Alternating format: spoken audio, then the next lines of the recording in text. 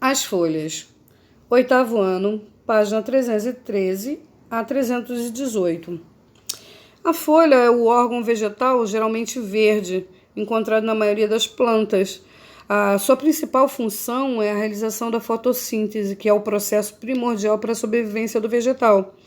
As folhas elas auxiliam também nas trocas gasosas, na transpiração, podem funcionar como reserva e para atrair também os agentes polinizadores. A face da folha superior é chamada de adaxial, enquanto a parte inferior é conhecida como abaxial, sendo ambas recobertas pela epiderme, que é o tecido de revestimento. Acima da epiderme encontra-se a cutícula, uma camada lipídica. A folha é dividida em 3 partes: limbo, pecíolo e bainha, podendo ou não estar presentes nas estípulas. As estípulas, né? O pecíolo é o eixo de sustentação da folha.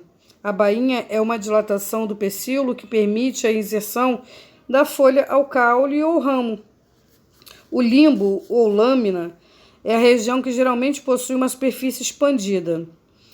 Essa estrutura possui nervuras e vasos condutores de seiva, além de estruturas chamadas estômatos, através dos quais as plantas realizam a transpiração e a troca de gases entre a planta e o meio externo. Cada estômato é formado por 2 células, que são as células guarda, e entre elas se localiza o ostíolo. A abertura do ostíolo ele varia de acordo com as condições em que a planta se encontra. Quando há muita água, os ostíolos ficam bem abertos. Já quando há pouca água, as células que formam o estômato ficam murchas e os ostíolos se fecham. A folha é responsável pelas trocas gasosas necessárias à fotossíntese, que é o processo de produção de compostos orgânicos pela planta. É a partir dele que o gás carbônico entra na planta através dos estômatos.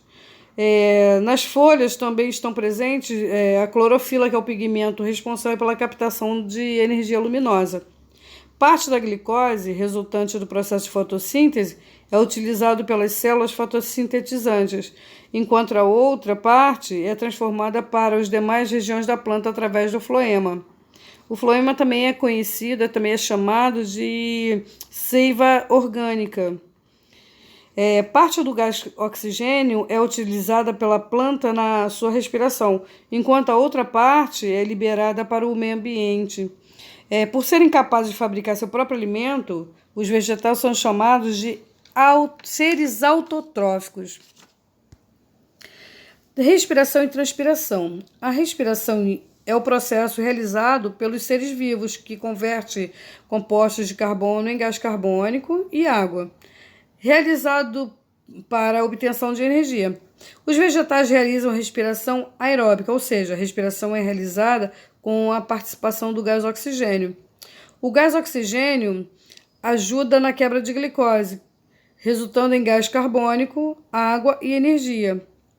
O processo de respiração pode ocorrer em todas as partes dos vegetais, com ou sem a presença da luz.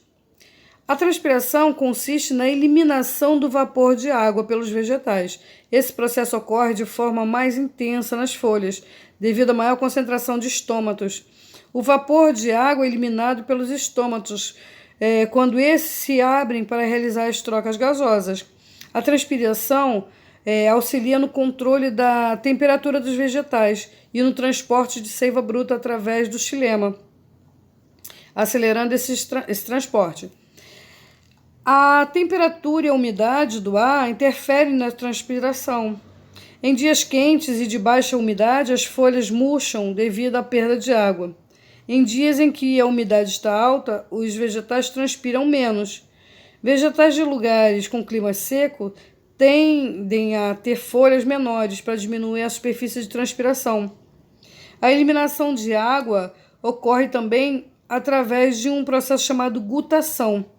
Esse fenômeno ocorre quando a quantidade de água absorvida pelas raízes é maior que a eliminada através da transpiração. A gutação é um processo comum pela manhã em dias frios, quando a transpiração é menor do que uma absorção de água pelas raízes.